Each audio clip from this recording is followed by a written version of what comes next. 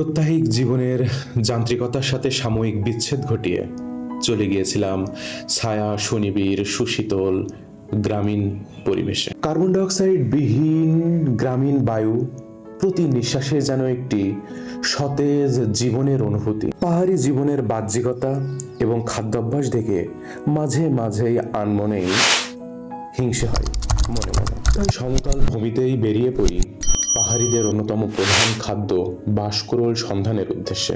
নিজেকে খাদক হিসেবে পরিচয় দিতে তেমনটা গর্ববোধ না করলেও ভোজন রসিক হিসেবে নিজেকে পরিচয় দিতে গর্ববোধ করি। এইদিকে অনেক ঘাম ঝরানোর পরে বাঁশকুড়োলকে অবমুক্ত করতে সফল হই। চূড়ান্তভাবে রান্না করার আগেই বাঁশকুড়োলগুলোকে সামান্য লবণ দিয়ে সিদ্ধ করে নিয়েছিলাম, কারণ মনের গহীন কোণে একটু সন্দেহ জাগছিল যে বাঁশকুড়োলগুলো আসলেও সিদ্ধ হবে কিনা।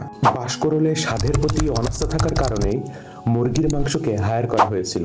বাঁশকুড়োল সিদ্ধ হওয়ার পরেই নেমে পড়লাম আসল যুদ্ধে। আসলে কোনো মাংস কত ভালো রান্না হবে তা নির্ভর করে মাংসটা কত ভালোভাবে কষানো যায় তার উপর। মাংস রান্না করতে যে যে মশলা লাগে প্রথমে শেষে মশলাগুলোই সুন্দরভাবে কষিয়ে নিয়ে তারপরেই যোগ করেছিলাম মাংস।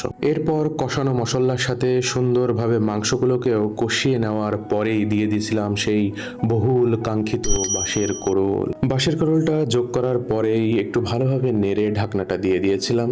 কিছুক্ষণ অপেক্ষা করার পরেই হয়ে গিয়েছিল আমাদের বাঁশের কোড়োল রান্না। রান্নার সুঘ্রাণ এবং কালার দেখে অন্তত রাঁধুনির উপর এতটুকু আস্থা রাখা যায় যে রান্নাটা খাওয়া যাবে।